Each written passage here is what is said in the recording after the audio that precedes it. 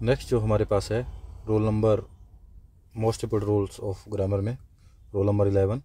Role number 11 क्या है? Had better, had rather, as soon as, had sooner are followed by bare infinitive. तो इनके पीछे क्या आएगा?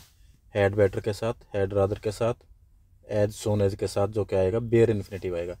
बेयर इन्फिनेटिव मतलब विदाउट टू, विदाउट टू जो है इन्फिनेटिव आएगा, मतलब वर्ब की फर्स्ट फॉर्म आएगी।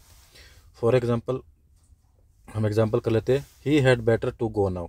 तो यहाँ पे हैड बेटर आ गया, तो यहाँ पे क्या है? टू नहीं आएगा, तो ही हैड बेटर गो नाउ। इसकी जो करेक्ट फॉर्मेशन रहेगी इस तरह से रहेगी, he had better go now, अच्छा होगा कि अब चला जाए। तो इस तरह से हमारा रोल नंबर 11 है ये। नेक्स्ट जो हमारे पास rule number 12, rule number 12 most important rules of grammar. Rule number 12, connection than is followed by bare infinitive. तो ये भी एक आपने ध्यान रखना है कि जो कनेक्शन देन है, देन भी दो होते हैं, वो अभी आप अपने ध्यान रखना है, THEN देन और THAN देन।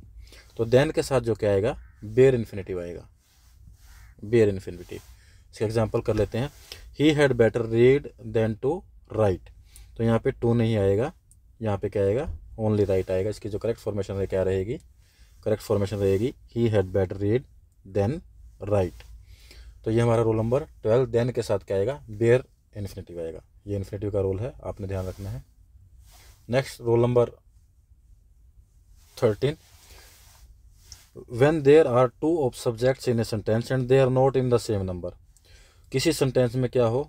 दो सब्जेक्ट हो और वे सेम नंबर में नहीं है, तो we must have to use separate auxiliary. तो दोनों ही के साथ क्या आएगी? सेपरेट ऑक्सिलरी आएगी। ऑक्सिलरी हमें पता है हेल्पिंग वर्ब होती है, is, are, am, was, were, have, has. तो दोनों के साथ क्या आएगी? अलग अलग ऑक्सिलरी आएगी। एग्जाम्पल कर लेते हैं, 3 किल्ड एंड 1 वर इंजर्ड। तो ये 3 जो है और ये जो 1 है यहाँ पे एज ए सब्जेक्ट है, 1 के साथ और 3 के साथ क्या आएगी? ऑक्सिलरी आएगी। तो यहाँ पे 3 के साथ कोई ऑक्सिलरी नहीं है, 1 के साथ ऑक्सिलरी है, लेकिन ये क्या है? रॉन्ग है। 1 के साथ जो है वॉज आएगा और 3 के साथ क्या आएगा? वर आएगा, क्योंकि वर जो है प्लूरल वर्ब है और वो जो है सिंगुलर ऑक्सिलरी वर्ब है।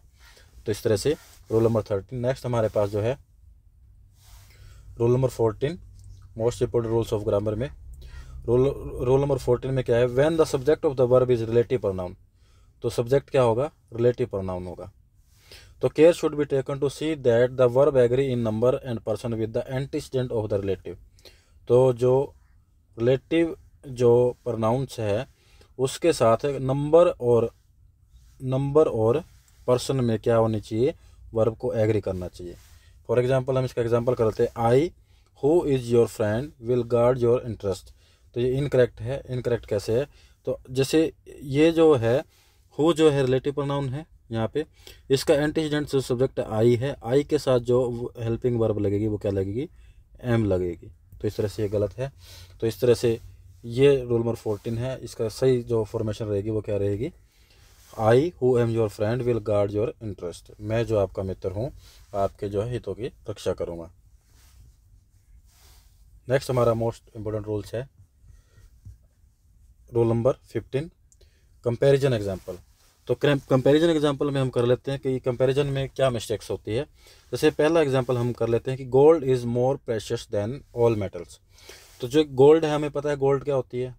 गोल्ड जो होती है मेटल होती है, गोल्ड मेटल होता है या होती है। तो जो मोर प्रेशियस है किससे? ऑल मेटल से। तो ये रॉन्ग कैसे हुआ? एक तरह से रॉन्ग कैसे हुआ ये? क्योंकि गोल्ड जो है मेटल है और मेटल हमने लिख दिया कि गोल्ड जो है मोर प्रेशियस है किससे? ऑल मेटल से। ऑल मेटल में तो खुद गोल्ड भी आ गया, तो गोल्ड से ही कैसे प्रेशियस हो जाएगा? तो इस तरह से ये करेक्ट नहीं है। इसकी जो सही फॉर्मेशन रहेगी, इसकी सही फॉर्मेशन रहेगी, gold is more precious than any other metals, any other metals. तो इस तरह से इसकी फॉर्मेशन रहेगी। इसका एक और एग्जांपल कर लेते हैं, diamond is more precious than all metal. ये करेक्ट है। ये करेक्ट कैसे है? क्योंकि डायमंड हमारे पास है जो है मेटल नहीं है, ये नॉन मेटल है। क्या है ये? नॉन मेटल है, अ धातु है ये हमारे पास। तो डायमंड सभी मेटल से क्या हो सकता है? प्रेशियस हो सकता है। इस तरह से ये इसकी फॉर्मेशन करेक्ट रहेगी। ये कंपैरिजन रूल्स है, आपने ध्यान रखना है। इस तरह से कंपैरिजन कभी नहीं होती। नेक्स्ट एग्जांपल हमारे पास, next rule number 16 most important rules of grammar. Use of since and for. Since का प्रयोग कैसे होता है और फॉर का प्रयोग कैसे होता है। तो दोनों ही प्रयोग कैसे होते हैं कि कोई काम पास्ट में स्टार्ट हुआ, they are used in sentences where something started in past and continues in the present. कोई ऐसा काम जो पास्ट में स्टार्ट हुआ और अभी भी चल रहा है, उसके अंदर सिंस और फॉर का प्रयोग होता है। For is use for amount of time. तो जहाँ पे अमाउंट ऑफ टाइम होगा, पीरियड ऑफ टाइम होगा, वहाँ पे क्या आएगा, फॉर आएगा। यहाँ पे पॉइंट ऑफ, अब ये फॉर किसके लिए यूज होता है, ड्यूरेशन के लिए। और सिंस किसके लिए, सिंस यूज होता है स्टार्टिंग के लिए।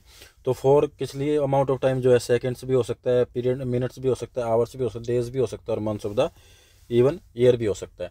तो इस तरह से since is use to denote point of start. Since कैसे प्रयोग होता है, कोई स्टार्टिंग पॉइंट हमने बताना हो। फॉर एग्जाम्पल इसका हम देख लेते हैं।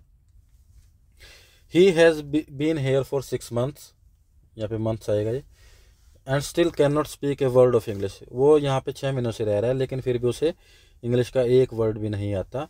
तो यहाँ पे क्या बता रहे हैं हम, यहाँ पे बता रहे हैं अमाउंट ऑफ टाइम या पीरियड ऑफ ड्यूरेशन बता रहे हैं कि वो 6 महीनों से रह रहा है। अगर ड्यूरेशन बताएंगे तो क्या आएगा, फॉर आएगा, यहाँ पे सिंस नहीं आएगा। यहाँ पे इस तरह से आपको मिस्टेक्स मिलेगी कहीं पे अगर आपसे पूछेगा तो। नेक्स्ट रूल 16 का मोर एग्जांपल कर लेते हैं। He has been working here since January. यहाँ पे कहा है कब से रह रहा है, वो जनवरी से रह रहा है। पॉइंट ऑफ स्टार्ट बता रहे हैं ना, पॉइंट ऑफ स्टार्ट बता रहे तो क्या आएगा, सिंस आएगा। एक और एग्जांपल कर लेते हैं इसका। He has been doing his work since morning. वह अपना काम कब से कर रहा है, मॉर्निंग से कर रहा है। Since is always followed by simple past. अब सिंस के बाद क्या होता है, सिंपल पास्ट आता है, फॉलोड बाय सिंपल पास्ट। जैसे I had been writing for him since the time I completed my graduation.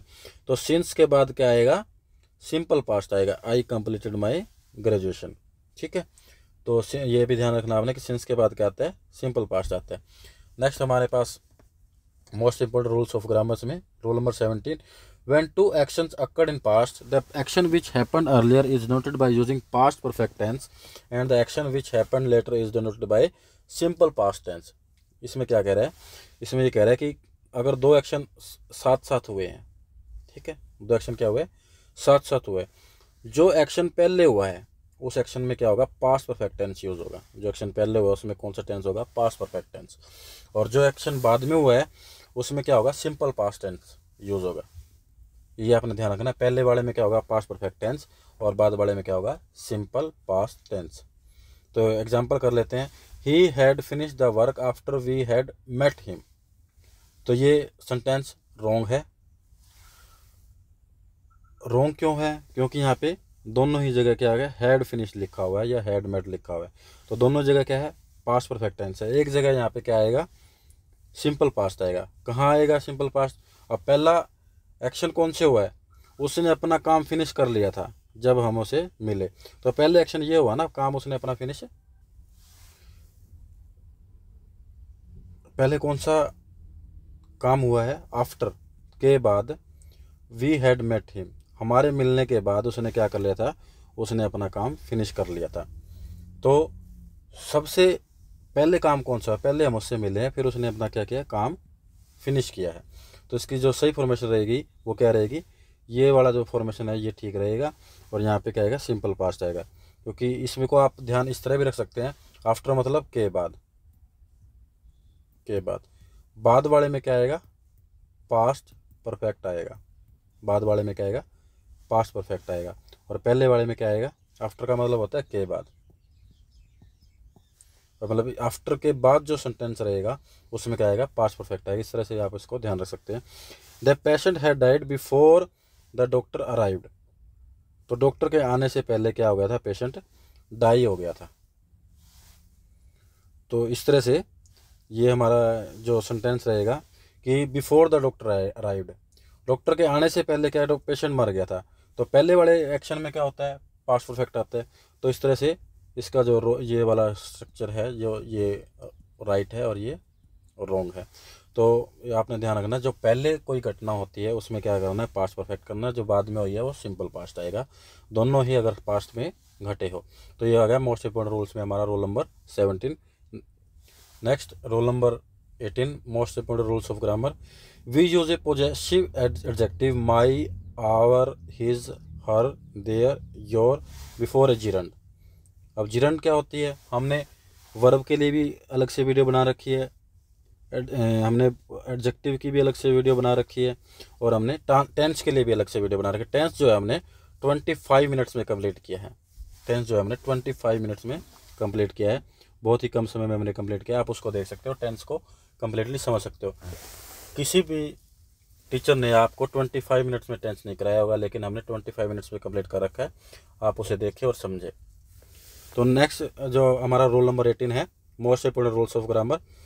We use a possessive adjective.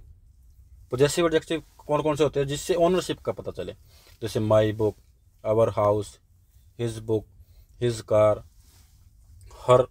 Her mobile, their house, your office. तो ये सबसे क्या पता चलता है, पोजेशन का पता चलता है, मतलब ओनरशिप का पता चलता है। जिनसे ओनरशिप का पता चलता है वो कौन से एडजेक्टिव होते हैं, वो पॉजेसिव एडजेक्टिव होते हैं। तो जिरंड से पहले अगर ये आ रहे हैं, तो हम जिरंड से पहले अगर हमने एडजेक्टिव लगाना है तो क्या लगाएंगे, हम पॉजेसिव एडजेक्टिव लगाएंगे। जिरंड क्या होता है, वर्ब की फर्स्ट फॉर्म प्लस ING। हमने वर्ब के ऊपर भी एक वीडियो बना रखी है, आप उसे भी देख सकते हैं। इसका एग्जाम्पल देख रहे हैं, I hope you don't mind me borrowing your car. अब यहाँ पे बोरोविंग है। अब देखो, सबसे पहले जिरंड देखो, जिरंड कहाँ पे, यहाँ पे जिरंड जी है, बोरोविंग है। अब इससे पहले क्या है, मी जो है पॉजेसिव एडजेक्टिव नहीं है। मी का जो पॉजेसिव एडजेक्टिव क्या रहेगा, मी का पॉजेसिव एडजेक्टिव रहेगा माई। तो यहाँ पे क्या आएगा, माई आएगा। तो इस तरह से जिरंड से पहले हमारा जो पॉजेसिव एडजेक्टिव आता है, ये आपने ध्यान रखना है। ये रोल नंबर 18 हो गया हमारा।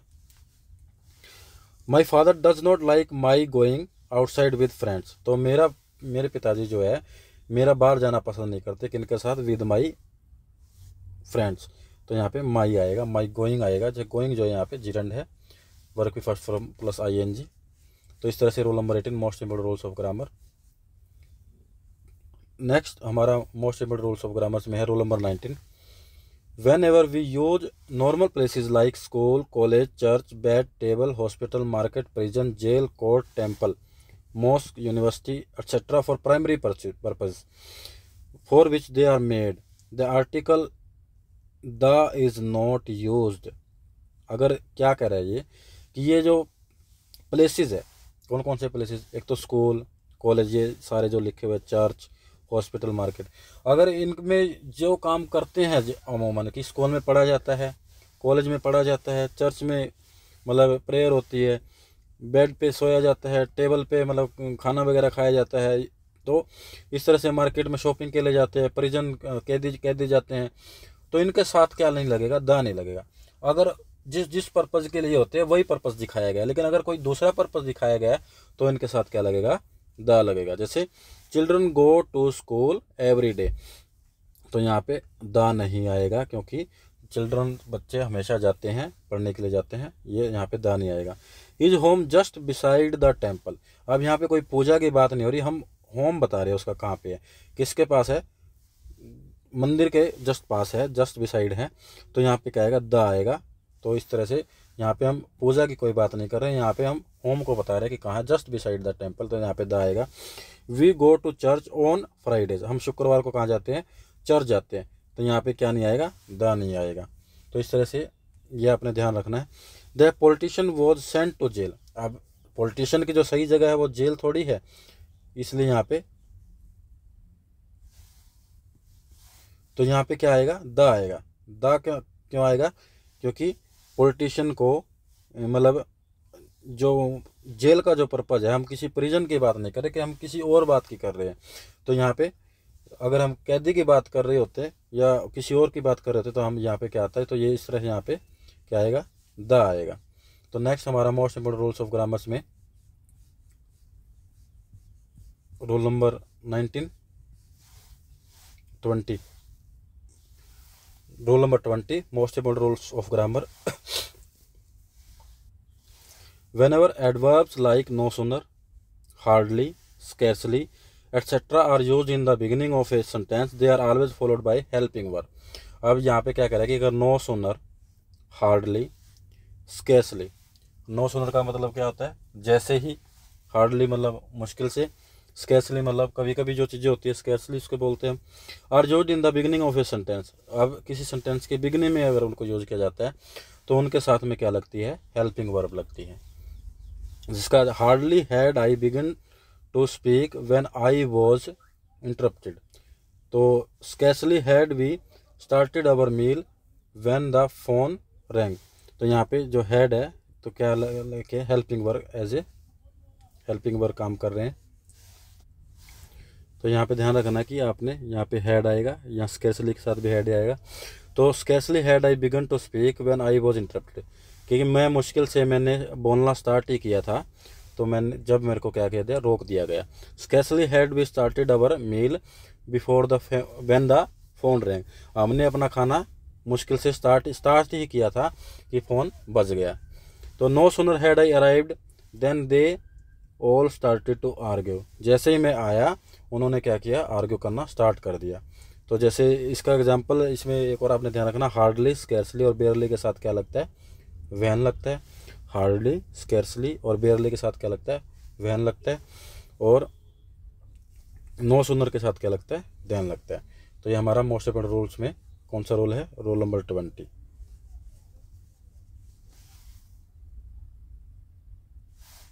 Rule number 20।